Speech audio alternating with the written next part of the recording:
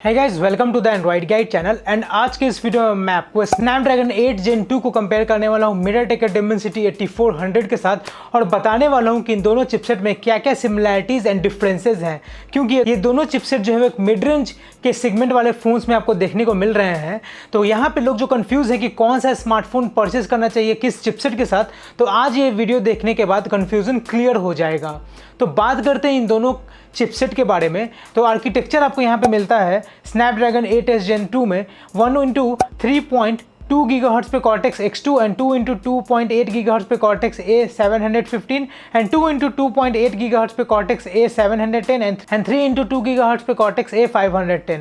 वहीं आपको डिमेंसिटी में 1x3.25 GHz पे Cortex A725 and 3x3 GHz पे Cortex A725 and 4x2.1 GHz पे Cortex A725। दोनों ही में आपको 8 कोर्स मिल जाते हैं। स्नैपड्रैगन में आपको 3200 MHz का CPU फ्रीक्वेंसी मिलता है एंड डिमेंसिटी में आपको 3250 MHz का CPU फ्रीक्वेंसी।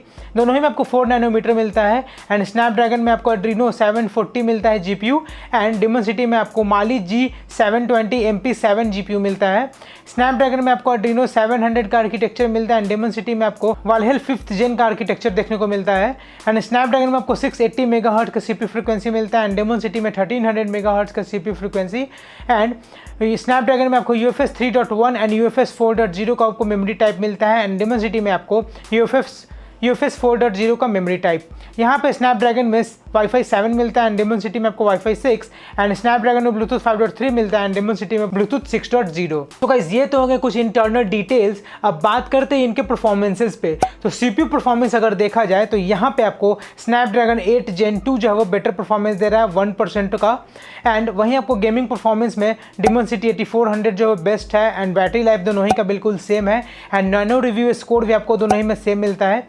अब Antutu स्कोर पे आते हैं तो यहाँ पे आपको डिमेंसिटी 8400 जो है वो उसमें आपको स्नैपड्रैगन 8 Gen 2 से 4% एक्स्ट्रा जो है आपको बूस्ट मिलता है एंड Geekbench पे आते हैं तो सिंगल कोर पे आपको स्नैपड्रैगन 8 Gen 2 जो है वो 27% का बूस्ट देता है एंड मल्टी कोर पे डिमेंसिटी 8400 जो है वो 14% का बूस्ट देता है।